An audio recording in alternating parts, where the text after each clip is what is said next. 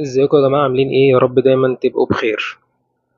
طبعا يا جماعة بعد مونديال الأندية أو بعد انتهاء مونديال الأندية بالنسبة للنادي الأهلي يعني، طبعا ظهر علينا في الإعلام حاجات كتير جدا، منها ناس بتنتقد وناس بتنتقد عشان أغراض معينة وناس بتنتقد علشان حقودة وناس بتنتقد حبا في النادي وناس بتطبل للأداء اللي تعبان وناس بتجامل صحابها، يعني توزعت التصريحات كتير جدا. فاحنا هنتناول النهارده طبعا التصريحات، انا بسميها تصريحات المبرراتيه، يعني الناس اللي بتبرر الفشل، تمام، لانها كترت قوي يعني، خصوصا من الناس اللي هم محسوبين على النادي الاهلي وناس تقيله جدا عند النادي الاهلي ومعروفين واسماء معروفه يعني، وهتعرفوها معايا في الحلقه. الاعلام الكبير ابراهيم فايق، طبعا معظم الكلام بيبقى على الاعلام ابراهيم فايق، لان طبعا كاس العالم متذاع على ام بي سي مصر اللي هي او ام بي سي عموما، اللي هو تقريبا الرياضي الاول عليها تقريبا ابراهيم فايق يعني، او اشهر رياضي عليها، اشهر اعلامي رياضي. ابراهيم فايق ومعظم الاعلام الرياضي وكابتن شوبير حتى كلهم شغالين تبرير للاعيبه الاهلي، وانهم عملوا اللي عليهم وما قصروش، وبالذات محمد هاني بقى، يعني بالذات محمد هاني، يعني عايزين يدخلوا في دماغنا بالعافيه انه احسن لاعب في البطوله، يعني كنا بنتفرج على كارفاخال نسخه 2016 او كانسيلو نسخه مانشستر سيتي، ما اعرفش ليه يعني، بقى هم بيستعمونا، يا ريتهم بيستغبونا هنقول ماشي، لو هم بيستعمونا ان احنا ما كناش شايفين ساعتها يعني. ما علينا يعني. طب يعني وطبعا كابتن ابراهيم فايق مع كابتن سيد عبد الحفيظ وحسام غالي ومتعب وبركات، دول كلهم من اول المونديال طبعا معاه، كلهم شغالين تطبيل لاداء الفريق. اصل الحراره، اصل تعبانين، اصل ما اعرفش بيحصل ايه، اصل بسبب ظروف ايه حصل كذا، اصل محمد هاني ربنا يكون في عونه، ما اعرفش ربنا يكون في عونه ليه، يعني شايل هموم الدنيا ورايح بيها ولا عليه ديون، ما اعرفش الصراحه يعني. طبعا كلهم بلا استثناء ما حدش انتقد اللعيبه غير على استحياء بسيط، يعني اللي هم من بعيد لبعيد كده، يعني بينتقدوا من بعيد لبعيد كده، ما بيحددوش حد، ما بيقولوش فلان مقصر بتاع. وطبعا ده ظلم، لان انت لو ما انتقدتش فلان بعينه كده بتظلم باقي الفريق، لان في ناس ادت كويس جدا خصوصا اخر مباراه يعني. فما ينفعش تشيل الفريق كله الهزيمه بسبب رعونه لاعب واثنين وثلاثه معينين باسمائهم يعني.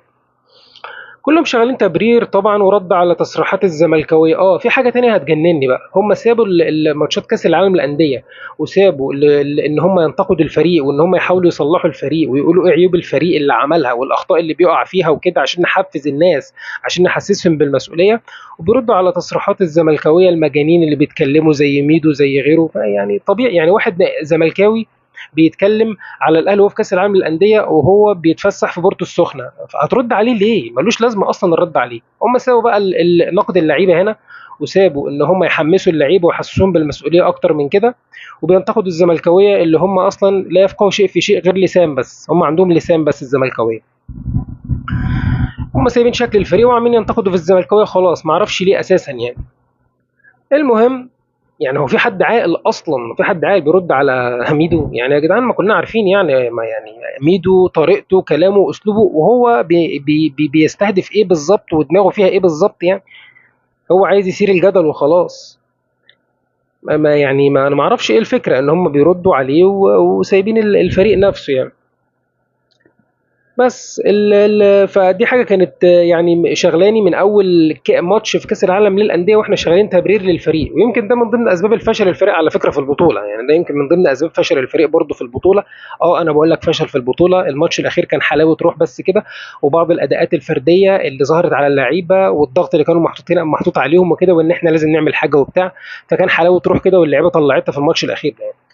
لكن في كوميديا في الدفاع والجون طبعا، يعني انتوا اكيد عارفين يعني حراسه المرمى والدفاع اخر ماتش كانوا اسوأ ما يكون، يعني كانوا اول ماتش تاني ماتش الدفاع وحراسه المرمى كانوا حلوين جدا تقريبا، يعني تقريبا مش قوي، لكن اخر ماتش دخل فيك اربع اهداف ما يدخلوش في البلعوطي. ما علينا. تاني حاجه عايز اتكلم فيها، العلاقات ودمار الكره المصريه. يعني ايه العلاقات ودمار الكره المصريه؟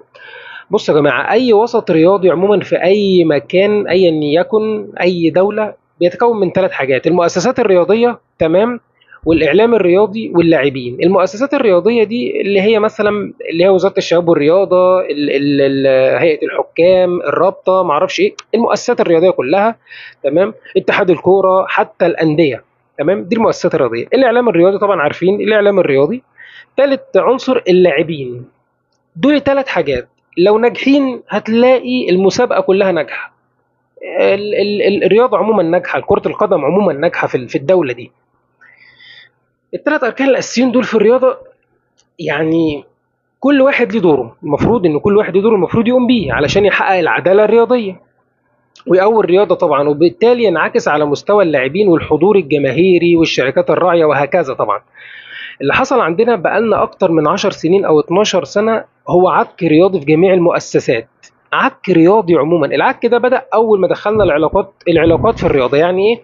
يعني كلها بقت صحاب وكلها بقت نسايب، رئيس اتحاد منتمي لنادي، ورئيس ووزير منتمي لنادي، ورئيس نادي بيفرط في حق ناديه علشان صحابه في الاتحاد، ولاعبين مناسبين أعضاء في نادي. تمام، يعني لاعبين بيناسبوا اعضاء في النادي، وطبعا بيدخلوا عائلات في بعضيهم، فطبعا لازم نجامل فلان ده، طبعا دوت ابو نسب، فاحنا لازم نجامله بقى، فلازم يبقى مميز عن باقي اللعيبه وهكذا.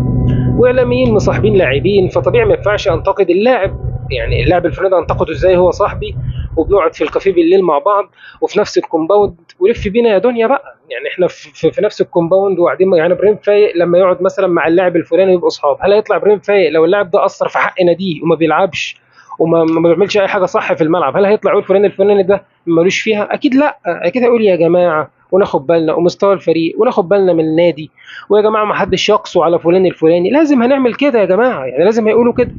احنا شايفين فشل قدامنا في البطوله، ما بتكلمش عموما، لا شايفين فشل في البطوله في حاجه معينه، وكلام الاعلامي بارد جدا بسبب العلاقات يا جماعه.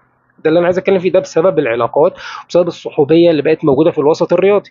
وزير مصاحب رئيس نادي، رئيس نادي مصاحب رئيس اتحاد، رئيس اتحاد مصاحب ما اعرفش مين، وكلها ماشيه كده، ولاعبين مصاحبين اعلاميين عشان يهدوا من ناحيتهم وما يسخنوش الناس عليهم وما ينتقدهمش وهكذا. وطبعا كل ده بينعكس على مستوى اللاعبين والانديه، وبالتالي منتخب مصر رايح في داهيه بقاله سنين زي ما احنا شايفين، لان طبيعي اللاعب المصري اصلا بايظ خلاص، متدمر بسبب اللي احنا شايفينه والصحوبيه والعلاقات، وانا عايز انتخ وخلاص، وما مصاحب الاعلامي الفلاني اللي بينتقد وبيموت في الناس، فطبيعي ما حدش هينتقدني، ولو مستواه وحش شويه هو يطلع يهدي الناس من ناحيتي، وده اللي كان بيحصل الفتره اللي فاتت. كل الاعلاميين والمحللين الرياضيين طالعين يهدوا الناس من ناحيه لعيبه الاهلي ومن ناحيه محمد هاني بالذات. ف... فالعلاقات هي سبب دمار الكوره. لازم نفصل يا جماعه الثلاث اركان دول، المؤسسات الرياضيه والاعلام الرياضي واللاعبين، يا جماعه يا جماعه كمان مره، كل ركن من دول له شغله المحدد اللي بيعمله، ما ندخلش الدنيا في بعضيها والعلاقات في الكوره، علشان ده احنا لو عايزين ننفع الرياضه في مصر عموما يعني. بس يا جماعه انا كنت عايز اكلمكم في الحاجه دي، وشكرا جدا بجد انكم سمعتوني، والسلام عليكم.